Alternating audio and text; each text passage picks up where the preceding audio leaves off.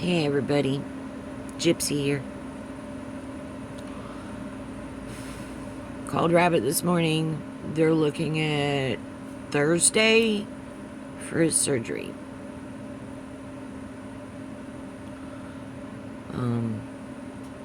Thank you so much for joining me. And since I have a moment of time, there's been a lot on my mind, and I wanted to share my thoughts with you. Most of you who know me have heard me say, I don't believe in coincidence. I'm going to tell you why. It's a little bit of a long story, so please be patient.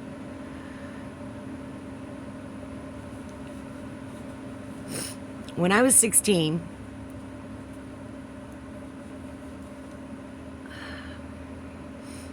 it was the last week of my junior year in high school. So it was around the end of May 1983. And I was visiting my sister-in-law's sister-in-law at her apartment. And her neighbor came over, who I'd never met before. And he says, we just got the whole house. You want to come and see it? So he said hi to me, and she introduced us. And he says, I'll show you too after I show her, because somebody had to watch her baby. So I watched the baby for a minute while she went over and took a look at the whole house. And she came back, and he took me over to show me his apartment, his whole house. And we probably spent an hour talking, getting to know each other. And something sparked in me to continue to keep him in my life. So I gave him my phone number and a little tap on the rump on my way out the door. Told him to call me.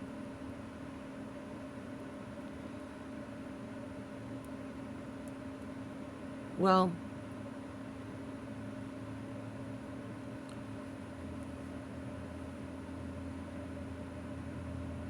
we had been talking for a few weeks, and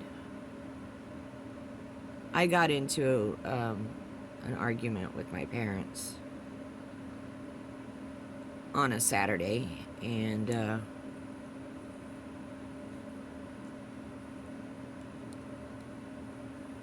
things were not good for me at home. And I felt like I would be safer if I was somewhere else. So I left. I left home.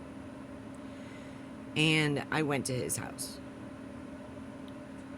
And to make that long story short, 2 years later, we got married.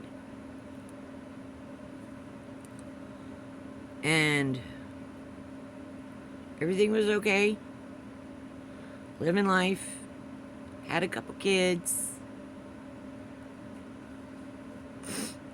So like 4 years later, I was going through an old photo album with a friend of mine. A photo album that was of me before I met Raymond. And there's a picture in the photo album of me and my best friend standing in front of the carousel horses. Well, Rabbit saw this picture, and he says, hey, I know who that is, and I know exactly where that picture was taken. I said, what? How? This was before we met. He says, no. And he put his finger right on the picture of me And he says, I rode Space Mountain with that girl at Disney World.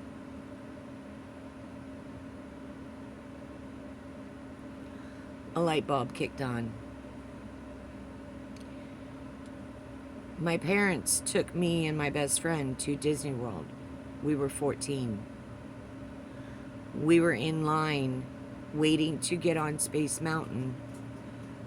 And we realized that to ride the ride, it was a car that two people sit in, one in front of the other between their legs. Well, we didn't really want to ride girl. Well, there's these two cute guys standing in line. And we're like, hey, you guys want to ride the ride with us so y'all don't have to ride together? And they're like, hells yeah, of course.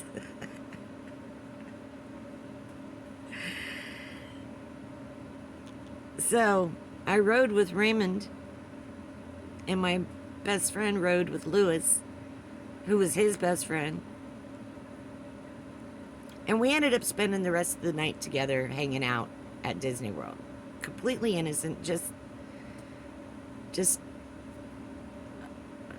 sparking up friendship, conversation. I gave him a kiss when I left and had to go meet up my mom and dad. And didn't exchange phone numbers, didn't know his last name, didn't know anything. It's just two ships passing in the night. Well, apparently we didn't just pass. We docked at the same harbor, and we ended up married. Well then, I'm like, okay, so somebody put us back together.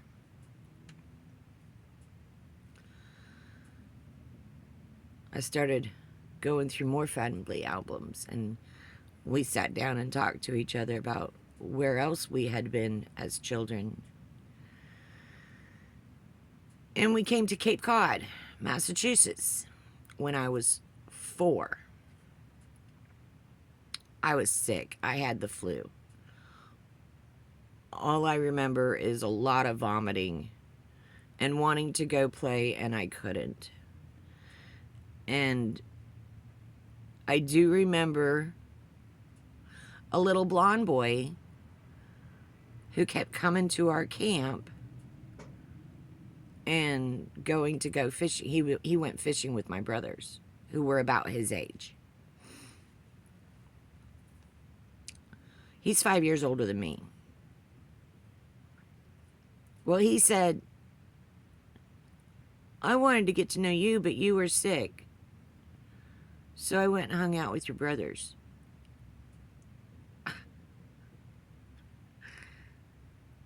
Okay. Massachusetts. Our first encounter was in Cape Cod, Massachusetts. Okay?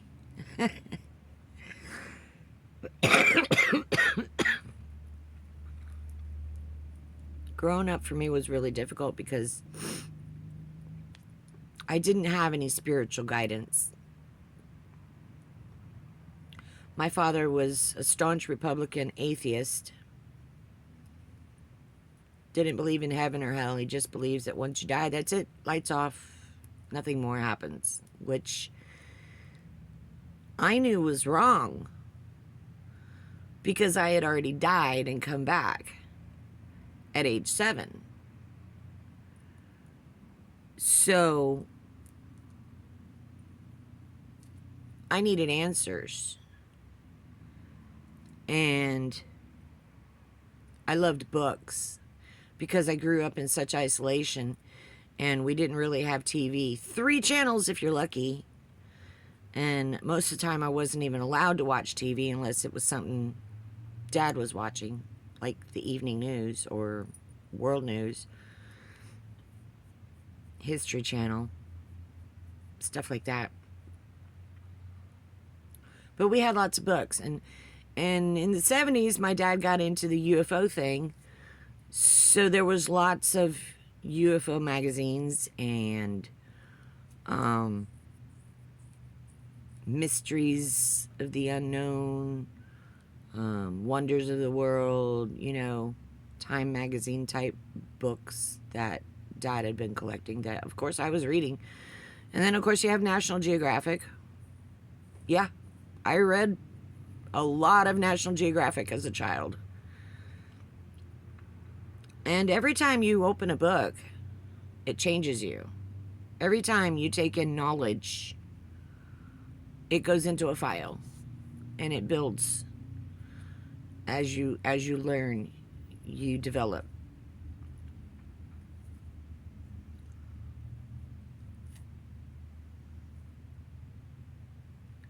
The only time I was exposed to churches was if I spent the night at a friend's house over the weekend, and I would go to church with them.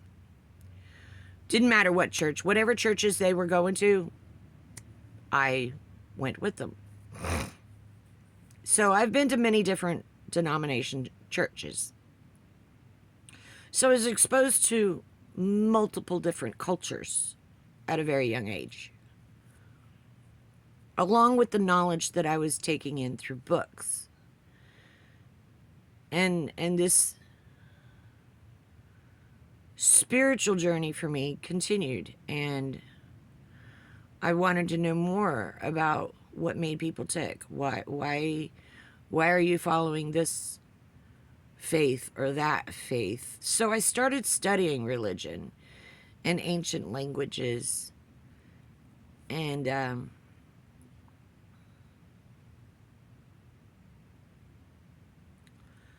it led me to where I am now.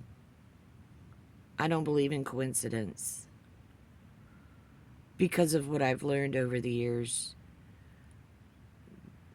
Because I developed this heart condition when I was 18. I thought I was fainting, but no. My heart was stopping, and I was dropping dead. It may have seemed like a short length of time that I was dropping dead, but once you cross over into that plane, time doesn't exist.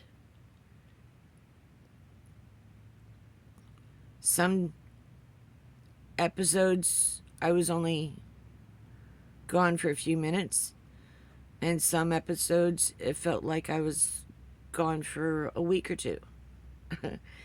Even though it was only about 8 to 10 seconds that my heart had stopped. And then it would restart and I would get up and walk away. So I knew that there was something more to this existence of humankind.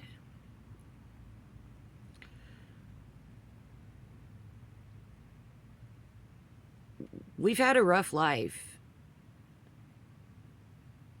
It hasn't been easy.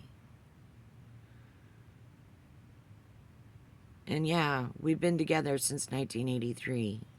2 marriages, 2 divorces. But we're still together. People ask me, why do you stay? Where am I going to go? Dude, I spent 40 plus years training him. Molding him into being a decent person. Because the thing about him is he didn't have a family when he was growing up. He was in and out of foster care. He had no idea what it meant to be a family. I showed him what it meant to be a family. And we built the life together. We shared in the chores. We shared in the raising of our children as much as he could, because he would work 60 to 80 hours a week to support us. Up until the day he got hurt. He had a 700-pound solid steel beam fall on him, cracked his hard hat. knocked him unconscious, and tore all the muscle tissue away from his spine. And he was out of work for 5 years. I was young and unskilled, and I was forced to go to work to support our family because he couldn't.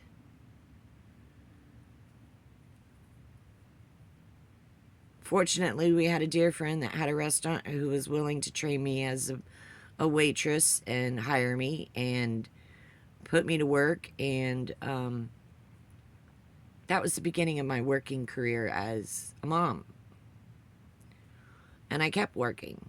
Not always as a waitress, but waitressing, once you learn it, it's a shoe-in to a lot of employment.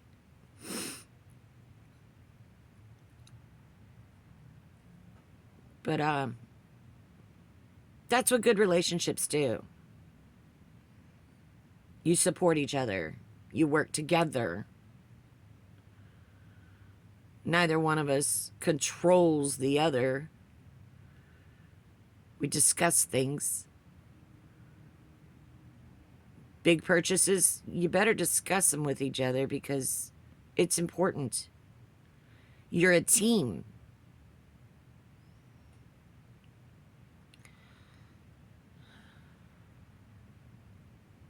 Some people think that once you get married that, oh, your husband now owns you. No, no, no, no, no, no, no. No, no, no. Marriage is a contract, an agreement. Your vows are your agreement. And they're important.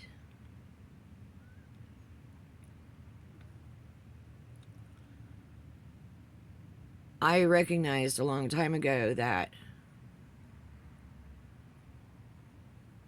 us being together is a decision that was made before we were born. And that's why we're still together today. We agreed before we were born to be together on this journey, no matter what it takes.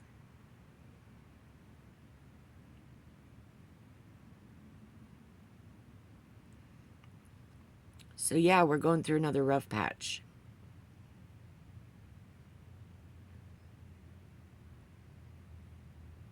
It's not the first time.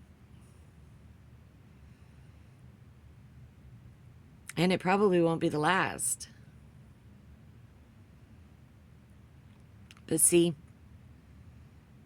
no matter what happens, it was already written to happen. It's called destiny. And to follow your destiny means that you're walking that path, which is what I'm doing. I'm walking that path. I'm finishing what I started. I'm not a quitter.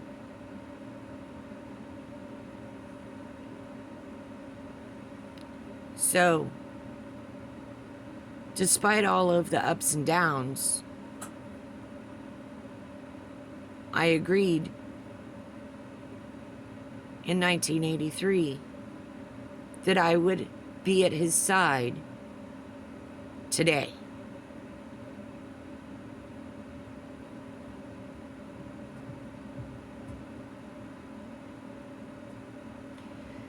Yeah, he's not perfect, but nobody is.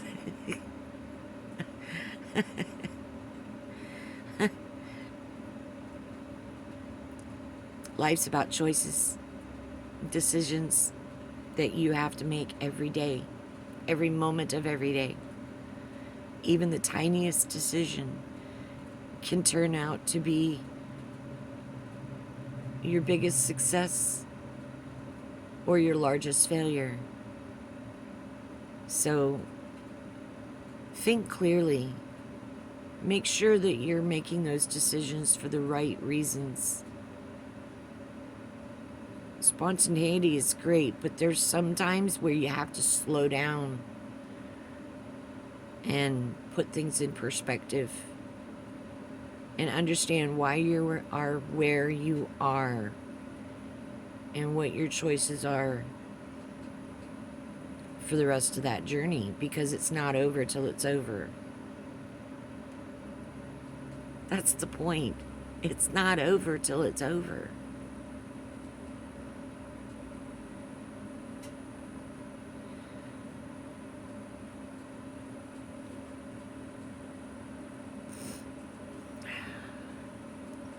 Rabbit's fighting for his life right now.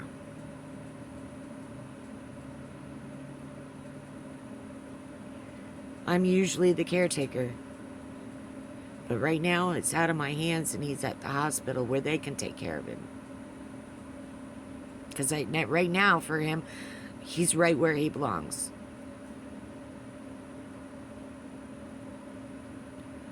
So does that mean it's over for me? Hell no.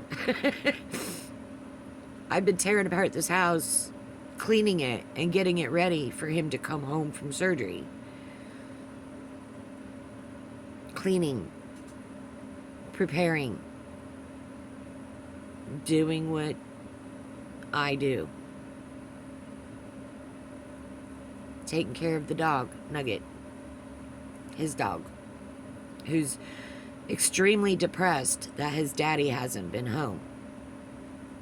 He keeps, every time I walk him, he goes straight to the pickup truck. Where's Dad? It's like, sorry, Nugget, but Dad's not here to take you to McDonald's for your morning poop.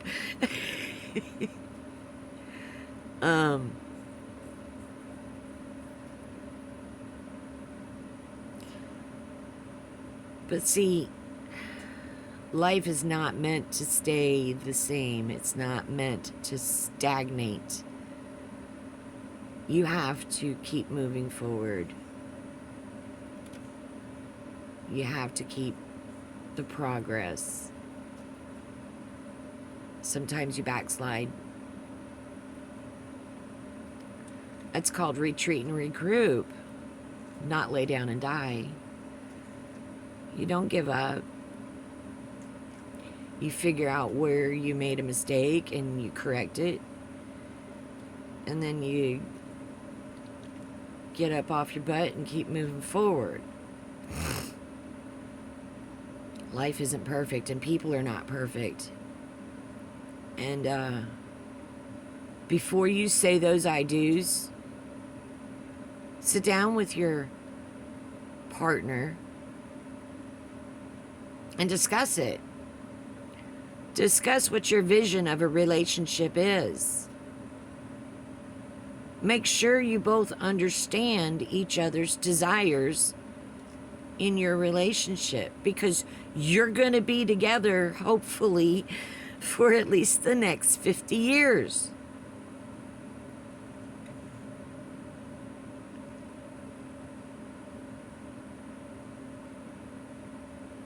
Don't go into it blindly. Because, you know, they say love is blind. But you don't have to be blind. You can be prepared. You can be clear about the marriage contract that you are about to sign. Because that's what it is. It's a contract made between two people who agree that they're going to walk their path of destiny together. So what you've done by getting married is you got your destiny, your path of destiny, your partner's path of destiny, and then the path of destiny that you're going to create together. Don't go into it blindly. Women, don't sign that contract under the assumption that you will be treated fairly by your spouse. Unfortunately, there's a lot of men out there that are merely looking for a mommy replacement with the benefits of the girlfriend, i.e., wife. For some women, that's great. If that's what you want, awesome. But for other women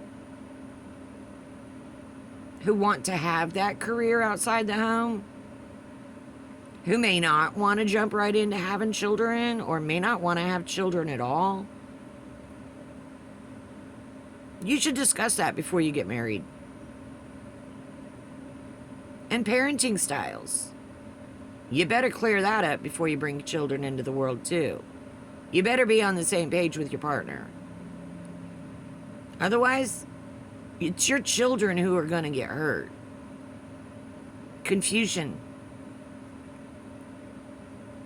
You don't want them being raised in a world of confusion, of playing parent against parent. Although that's kind of inevitable. It's going to happen whether you want it to or not. Kids learn how to do that very young. But, sorry, nose is running. If you guys sit down and discuss this before you get married, before you say those I do's, then when your kids get old enough to where they start playing you, you sit down and talk with each other before you get to that breaking point to where you're both on the same page with those kids. Stand by each other's decisions. Support each other. That's what this marriage contract is about. Working together.